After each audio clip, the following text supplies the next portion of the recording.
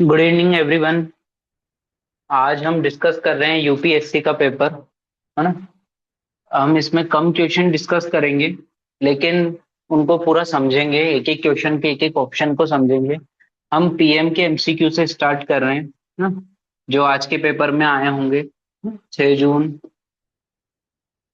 2026 का पेपर हम डिस्कस कर रहे हैं। ठीक है, तो पहला क्वेश्चन है अपना। अगर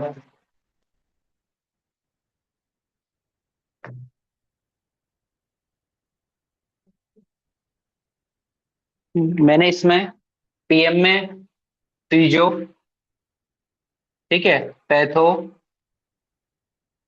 और पीएम तो है ही, साथ में सर्जरी, इनके क्वेश्चंस भी ऐड किए हुए हैं। तो हम इनको ही डिस्कस करेंगे पहले, उसके बाद फिर अदर सब्जेक्ट्स पे आएंगे। तो पहला क्वेश्चन आया था अपना, the time required to complete the, है ना, आपको पता होगा, the time required to complete the process of spermatogenesis in approximately. तो उसमें ऑप्शन कौन कौन से थे? पहला ऑप्शन क्या था? ए था 74 डेज, सेकंड 14 डेज, और सी में क्या था? 32 डेज, और डी था अपना 28 डेज। तो इसमें से कौन सा राइट ऑप्शन है? इसमें से अपना राइट ऑप्शन था 74 डेज, है ना। स्पर्मेटोजेनेसिस क्या होता है?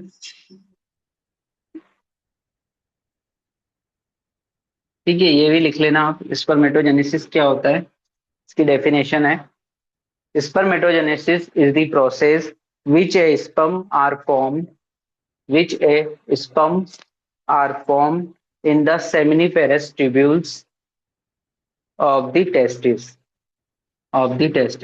तो स्पर्म फॉर्मेशन का टाइम था, स्पर्मेटोजेनेसिस में कितना टाइम लगता है? 74 डेज। सबको आता होगा ये, है ना, ऑलमोस्ट सबका ही राइट आंसर गया होगा। उसके बाद सेकंड क्वेश्चन है,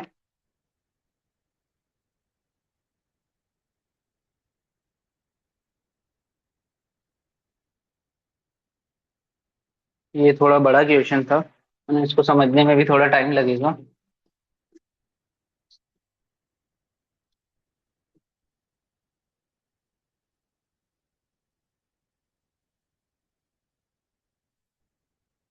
a low platelet count, question है, a low platelet count, a low platelet count is seen in is seen in all of the following condition except the, है ना। ये था, इसमें ऑप्शन थे आपके, पहला ए आईटीपी, है ना, इडियोपैथिक थ्रोम्बोसाइटिक थ्रोम्बोसाइटोपेनिक परप्यूरा।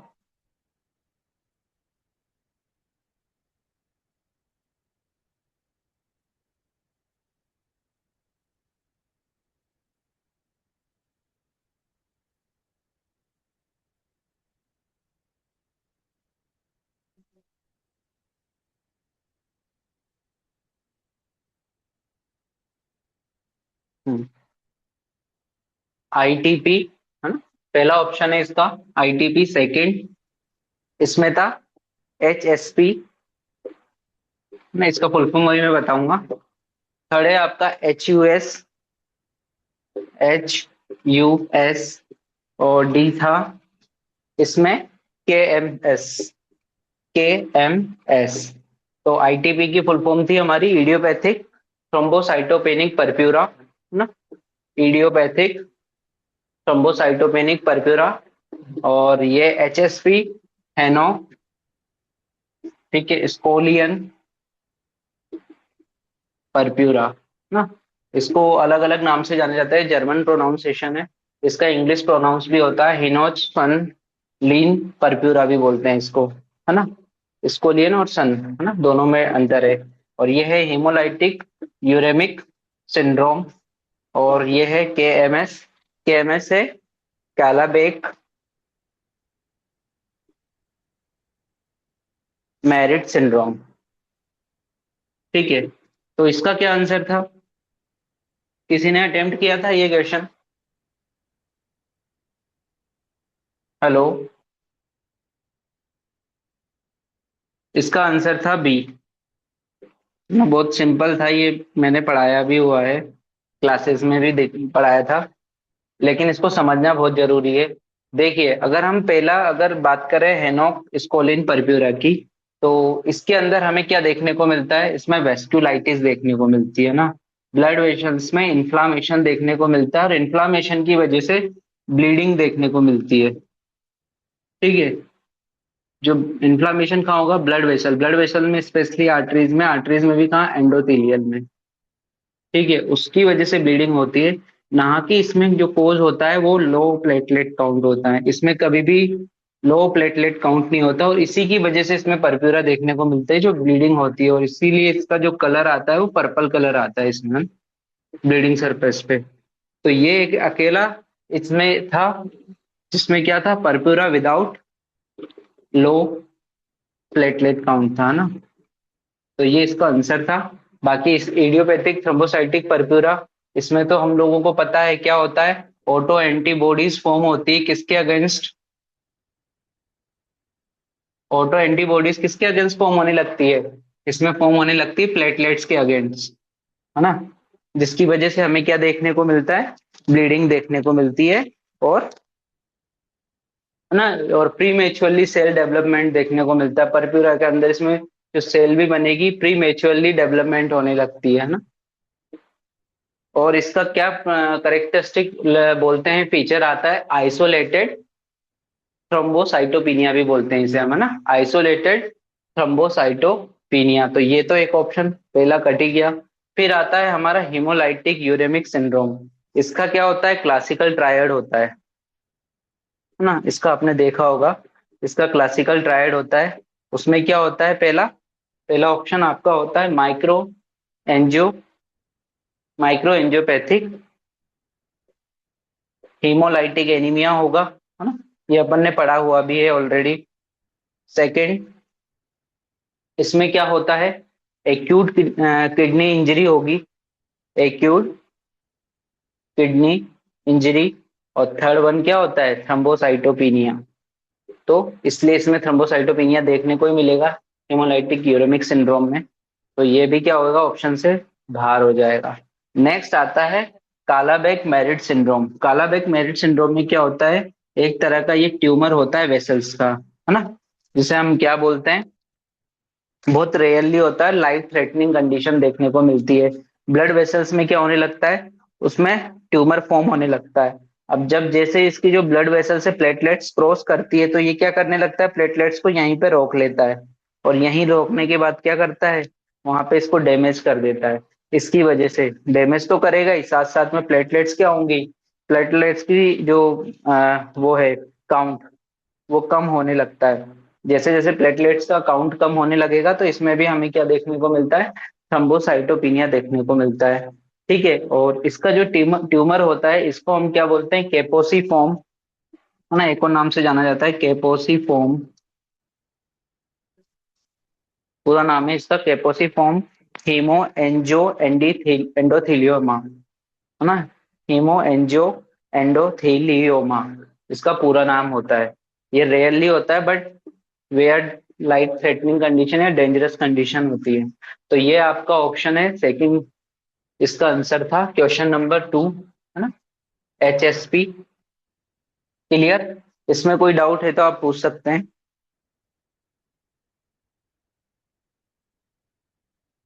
अगर आपको इस क्वेश्चन में कोई डाउट है तो आप पूछ सकते हैं,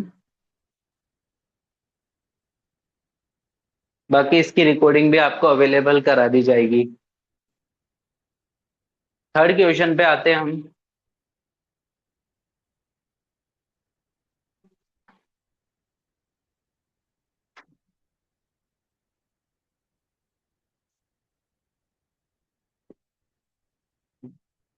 अभी दो ही क्वेश्चन हुए हैं हमारे, है ना।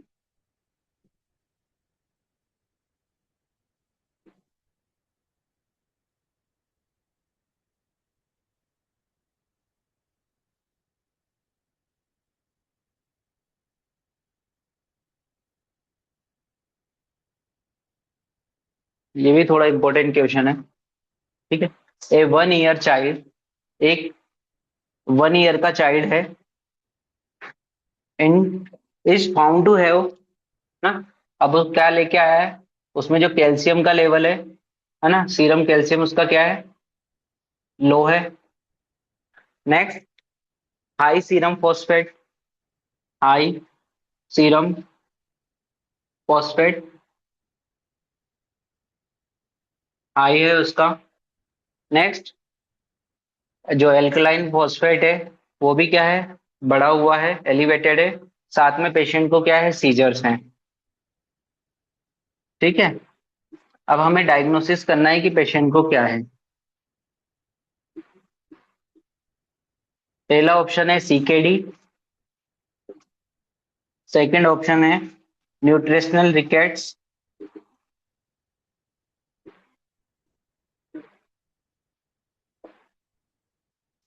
थर्ड है हाइपोथायरोडिज्म, हाइपोपैराथायरोडिज्म, है ना, और फोर्थ ऑप्शन था आपका सीलियक डिजीज। इसका आंसर क्या होगा, किसी ने अटेंड किया था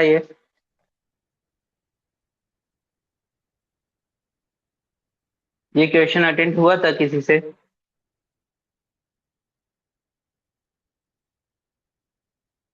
देखिए इसका आंसर था सीकेडी,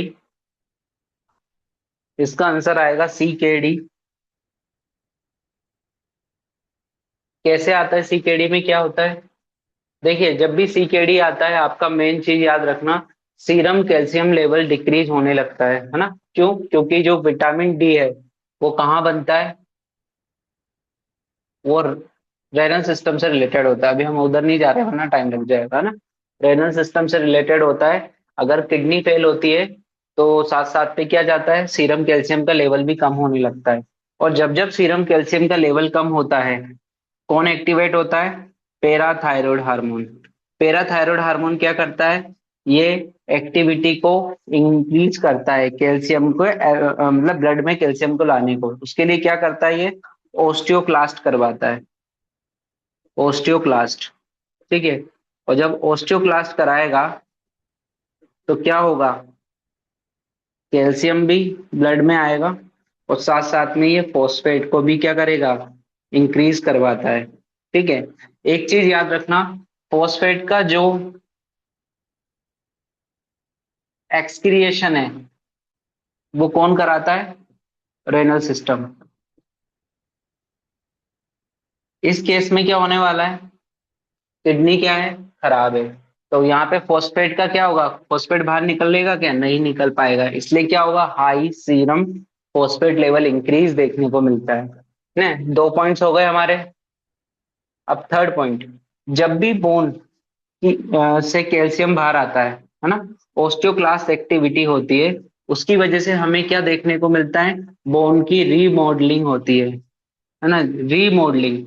और जब भी रीमॉडलिंग होती है बोन की तो क्या निकलता है, हमेशा एल्कलाइन फॉस्फेट बाहर आता है, मतलब इसका लेवल, इस एंजाइम प्रोटीन का लेवल क्या आएगा, इंक्रीज देखने को मिलता है। आपने देखा होगा ना, लीवर के केस में, बोन के केस में हमेशा एएलपी बड़ा आता है। आप कराते होंगे ना लीवर फंक्शन टेस्ट, तो वहां पे एएलपी हमेशा, या तो लीवर इंजरी के केस में या बोन इंजरी के केस में एएलपी बढ़ता है, तो यहाँ पे क्या होगा, एएलपी भी बड़ा आएगा। ठीक है। तो ये सारे अगर आप फीचर देखो तो किससे मैच खाते हैं, सीकेडी के फीचर देखने को मिलते हैं। अब देखिए जो न्यूट्रिशनल रिकेट्स है, न्यूट्रिशनल रिकेट्स में क्या होगा, अगर आपका कोई क्वेश्चन है ना तो आप बीच में मुझे इंटरप्ट करके पूछ सकते हो ना। न्यूट्रिशनल रिकेट्स में क्या होता है, यहाँ पे मान लीजिए सीरम कैल्शियम लेवल कम है, ठीक है, लेकिन ये याद रखना यहाँ पे क्या हो सकता है, फॉस्फेट का लेवल हमेशा या तो नॉर्मल रहेगा, डिक्रीज रहेगा। क्यों? क्योंकि यहाँ पे किडनी क्या है, फंक्शनल है, ये चीज याद रखना। और जब किडनी फंक्शनल होगी तो कभी भी लेवल क्या होगा, सीरम जो फॉस्फेट लेवल है इंक्रीज नहीं रहेगा, तो ये भी कट। नेक्स्ट, अपना ऑप्शन आता है हाइपोपेराथायरोडिज्म। हाइपोपेराथायरोडिज्म के केस में क्या होने वाला है, आप ये देखिए, सीरम कैल्शियम मान लीजिए कम है तो क्या हुआ, पीटीएच हाई होगा, और पीटीएच हाई है, तो यहाँ पे क्या है, सेकेंडरी हाइपर पैराथायरोडिज्म देखने को मिल रहा है, जैसा कि हम यहाँ केस में भी देख सकते हो आप, है ना। ऑप्शन में भी हमने देखा था कि यहाँ पे क्या देखने को मिलेगा, इस केस में सेकेंडरी हाइपर पैराथायरोडिज्म देखने को मिलता है ना। एक ऑप्शन में लिखना भूल गए, यहाँ पे याद लिख लेना, एलिवेटेड लेवल ऑफ पीटीएच, है ना। तो इस केस में भी हमें क्या देखने को मिलेगा, यहाँ पर ये हाइपोपैराथायरोडिज्म तो होगा नहीं, तो ये भी cancel. Next, coeliac disease. Coeliac disease में क्या हो सकता है, सीरम कैल्शियम का लेवल एब्जॉर्प्शन कम हो सकता है, और लेकिन जब सीरम कैल्शियम का लेवल एब्जॉर्प्शन कम होगा तो वहाँ फॉस्फेट का भी एब्जॉर्प्शन कम होगा। बट इस केस में आप देख लिए हाई सीरम फॉस्फेट लिखा हुआ है, तो यहाँ पर ये ऑप्शन भी नहीं होगा। ठीक है, तो इसका आंसर क्या होगा, सी के डी। क्लियर, किसी को कोई डाउट?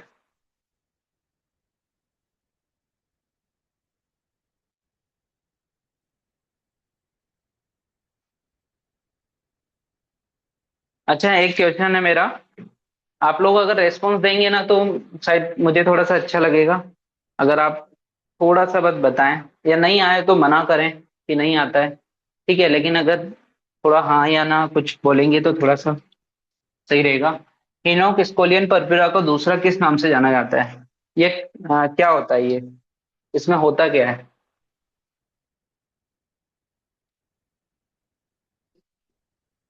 पूछा जा चुका है ये क्वेश्चन, इसलिए पूछ रहा हूँ। आप लोग जो भी एग्जाम की तैयारी कर रहे हैं, यूपीपीएससी या एआईपीजीटी या एमपीपीएससी, वहां शायद मिल सकता है, ये फिर से क्वेश्चन मिल सकता है। कोई बड़ी बात नहीं है ना, पैथोलॉजी से रिलेटेड क्वेश्चन आता है ये। कौन सी नेफ्रोपैथी बोलते हैं उसे, किसी को पता है? हम्म, आईजीए मीडिएटेड नेफ्रोपैथी, है ना। हिनोच स्कोलियन परपिरा को हम क्या बोलते हैं, आईजीए मीडिएटेड नेफ्रोपैथी। याद आया होगा शायद। ठीक है, अब एक और क्वेश्चन बनता है यहीं पे आपका, कि ये कौन सी टाइप की रिएक्शन है। हमने पढ़ा ना, हाइपर सेंसिटिव रिएक्शंस पढ़ी होंगी आप लोगों ने, अपने यूजी टाइम पे भी पढ़ी होंगी, या जब आप लोग किसी कॉम्पिटिटिव एग्जाम की तैयारी कर रहे होंगे तब आपने देखा होगा। तो 4 टाइप्स की हाइपर सेंसिटिव रिएक्शन होती है, टाइप 1, है ना, टाइप 2, टाइप 3, टाइप 4। तो आईजीएन नेफ्रोपैथी, मीडिएटेड नेफ्रोपैथी कौन सी वाली है इसमें से, क्वेश्चन पूछा जाता है ये, एमसीक्यू है, याद रखना, एमसीक्यू होता है, कोई बताएगा? टाइप 3, टाइप 3, है ना। टाइप 1 में क्या आता है, टाइप 1 में आईजीई मीडिएटेड, है ना, IgE mediated hyper sensitive reaction देखने को मिलती है, जैसे कि अस्थमा, है ना, एग्जाम्पल पूछे जाते हैं ये, अस्थमा। दूसरा एनाफाइलेक्सिस, एनाफाइलेक्सिस। टाइप 2 में क्या होता है, टाइप 2 में क्या होता है,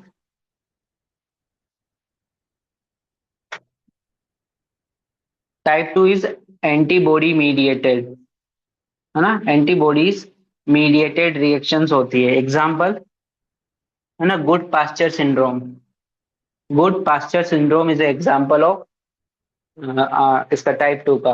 और post streptococcal glomerular nephritis is example of type 2। ठीक है, तो जितने भी हैं वो सारे आ जाएंगे इसमें। सॉरी, मैंने इसके एग्जाम्पल बोल दिए, ये भी एंटीबॉडीज मीडिएटेड है, पर ये वाले एग्जाम्पल इसमें आएंगे टाइप 3 में ना, याद रखना। यहाँ पे डिपोजिशन होता है आईजीए का ना, थर्ड में क्या आ जाएगा, आईजीए डिपोजिशन। तो जहां जहां पे आईजीए का डिपोजिशन होता है वो सारे किस में आ जाते हैं, आपके टाइप 3 में। इसका हिमोलाइटिक, ये यूरेमिक सिंड्रोम वाला है ना, एचयूएस, वो इसी का एग्जाम्पल है टाइप 2 का, याद रखना, है ना। टाइप 4, इसे हम डिले इम्यूनिटी भी बोलते हैं, ये टी सेल मीडिएटेड इम्यूनिटी होती है, टी सेल मीडिएटेड इम्यूनिटी। इसका एग्जाम्पल क्या होगा, जो ट्यूबरकुलिन टेस्ट होता है वो टी सेल मीडिएटेड इम्यूनिटी का ही एग्जाम्पल है ना, स्किन पे जो होता है। Next, contact dermatitis. Contact dermatitis is also be example of, ठीक है, ये चीज याद रखना। SLE, SLA भी इसका ही एग्जाम्पल है, टाइप 3 का। ठीक है। नेक्स्ट, हम अपने फोर्थ क्वेश्चन पे, ये इसलिए बता दिया क्योंकि इससे क्वेश्चन आता है ना, इसको थोड़ा सा देख लेना, ये थर्ड में है, गलती से मैंने उसमें लिख दिया।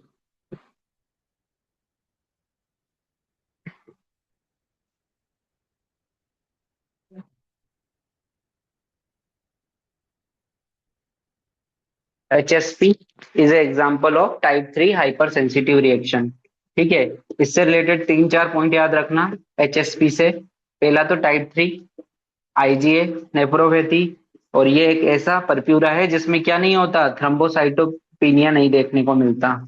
ये तीन पॉइंट है, ये कई बार पूछे जा चुके हैं और ये फिर से पूछे जाएंगे।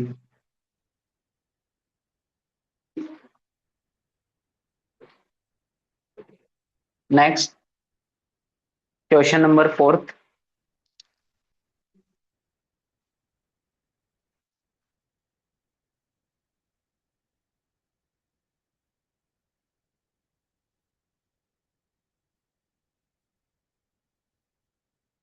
देखिए, एक 5 ईयर ओल्ड चाइल्ड है ना, उम्र देख लेना थोड़ा सा, 5 ईयर चाइल्ड है, उसको क्या हुआ है, इवेलुएट कर रहे हैं हम, शॉर्ट स्टेचर है बच्चे का। ठीक है। ऑन रेडियोग्राफी हमने एग्जामिनेशन किया है। ये क्वेश्चन आपने FMT से रिलेटेड भी देखा होगा, FMT में भी पढ़ा होगा, है ना। हम यहीं पे देख रहे हैं, his bone age equal to, जो उसकी बोन एज है वो उसकी क्रोनोलॉजिकल एज के बराबर है।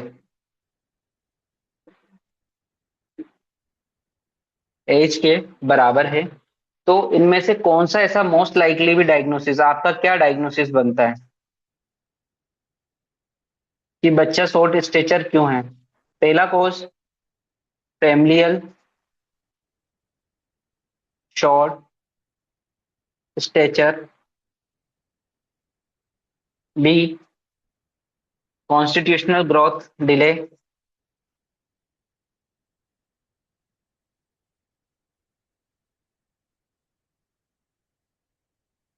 थर्ड वन,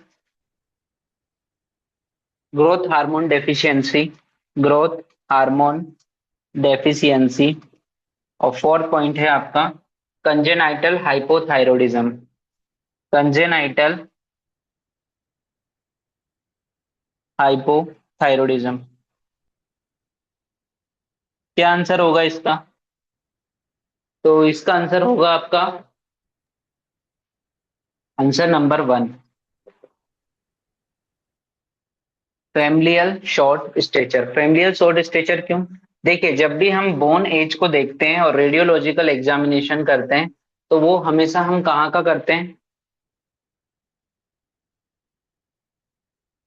कहाँ से करते हैं, किसी को पता है?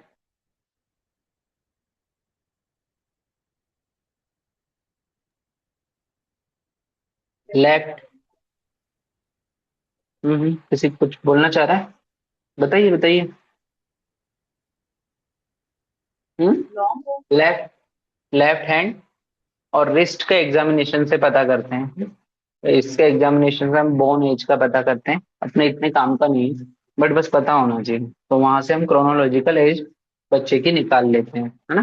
तो बोन एज और क्रोनोलॉजिकल एज सेम आ रही है यहाँ पे। ठीक है, तो हम इसका आंसर तो ये हो गया, फैमिली सोर स्ट्रेचर है, पर हम इसको नीचे से देखते हैं ना।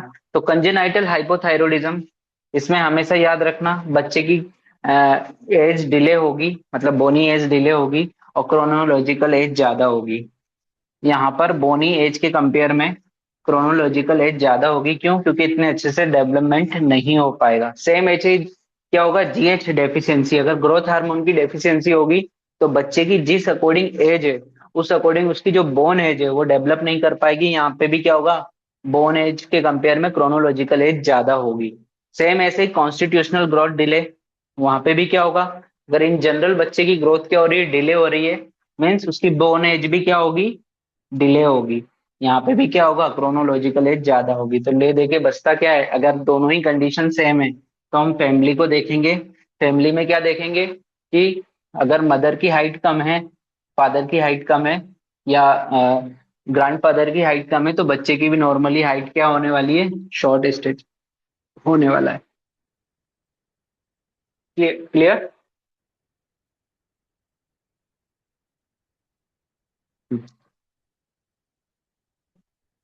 देखिए मैं इसको है ना, मतलब हम लोग टेबलेट से भी पढ़ सकते थे, मैं ऑन स्क्रीन भी पढ़ा सकता था इसको, बट मैंने जानबूझ के इसको बोर्ड पे लाया हूँ, क्योंकि इससे मुझे क्या होगा ना, थोड़ा समझ आने में हेल्प मिलेगी। अगर आपके कोई क्वेश्चन पुट अप होंगे तो मैं उनको और अच्छे से यहाँ पे क्लेरिफाई कर पाऊंगा।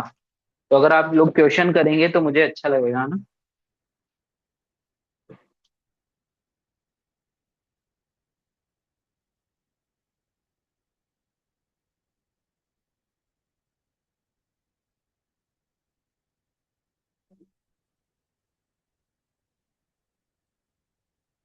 नेक्स्ट, फिफ्थ क्वेश्चन है,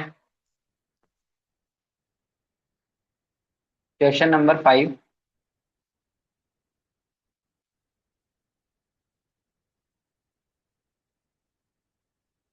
ये तो बहुत सिंपल क्वेश्चन था, डायग्रामेटिक क्वेश्चन आया था ना। एक ऐसे छोटा सा डायग्राम बना दिया था एपिथेलियल,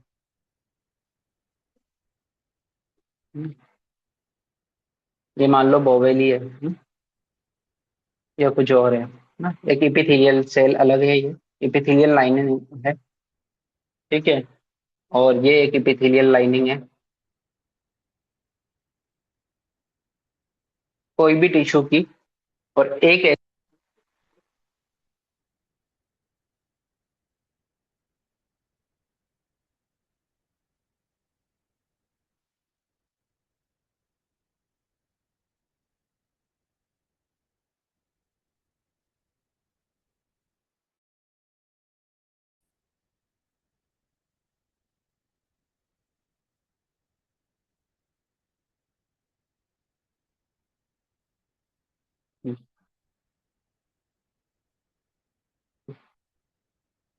ये एपिथेलियल लाइनिंग है। और ये एक और एपिथेलियन के बोवेल्स हैं, है ना, इंटेस्टाइन है। ठीक है, ये एक ओपनिंग आई, ये यहाँ से इसके साथ मिल गई, ये एक एपिथेलियल लाइनिंग है। और ये एक इधर टिश्यू की एपिथेलियल लाइनिंग है। हम्म, तो ये क्वेश्चन था, इसमें ए और ये बी, इसमें पहचानना था हमें कि इनमें से कौन सा साइनस है, कौन सा फिस्चुला है, या कोई इसमें अल्सर है क्या। आप में से बता सकते हैं। हेलो। कौन साइनस है, कौन फिस्चुला है, कौन अल्सर है। ऑप्शन भी दिए थे ना, ए इज साइनस और बी इज अल्सर। पहला ऑप्शन था, है ना, मैं ऐसे ही लिख रहा हूँ, A is sinus and B is ulcer. Second option दिया था, A is fistula and B is sinus.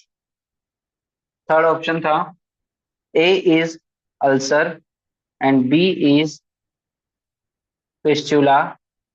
और ऑप्शन डी था, A is sinus and B is fistula. तो आंसर क्या होगा इसका। Sir answer C. Answer C. और किसी का कोई आंसर। ठीक होगा। क्या। Option C. आवाज नहीं आ रही है, कोई बात नहीं है ना, मैं बता दे रहा हूँ। देखिए, इसका बहुत सिंपल आंसर है, अगर आपको ऑप्शन सी। ओपनिंग दिख। हाँ, ऑप्शन सी ऑप्शन दीपा सी। बोल रही है। अच्छा अच्छा, अभी हाँ। 1 मिनट में। ठीक है, अभी अपन देखते हैं। देखिए, बहुत सिंपल आंसर है, साइनस और फिस्चुला। हम डेफिनेशन अगर इनकी जानते हैं तो इनका आंसर ऐसे ही बन जाएगा। और तीसरा अल्सर, मैं अल्सर की बात करता हूं पहले। जब भी कोई लाइन ब्रेक होती है टिश्यू की ना, लाइन ब्रेकिंग होगी और वहां पर नेक्रोसिस होती है। मे भी एक बार को नेक्रोसिस प्रेजेंट रहे या नहीं रहे, बट ब्रेकिंग देखने को मिलेगी। और साथ में क्या होगा, वहां पर नेक्रोसिस में भी प्रेजेंट और मे भी नॉट। तो उसको हम बोल देते हैं अल्सर। फिस्टुला और साइनस। साइनस हमेशा एक सिंगल ओपनिंग होती है और एक तरफ से ब्लाइंड होता है, मतलब वहां से वो हिस्सा बंद रहेगा, ब्लाइंड है ना। एक जगह से ओपन रहता है और एक जगह से साइनस हमेशा ब्लाइंड रहता है ना। पिलोनोइडल साइनस के बारे में आपने सुना होगा, टेल बोन के वहां पे देखने को मिलता है पिलोनोइडल साइनस, इसका एग्जाम्पल है ना।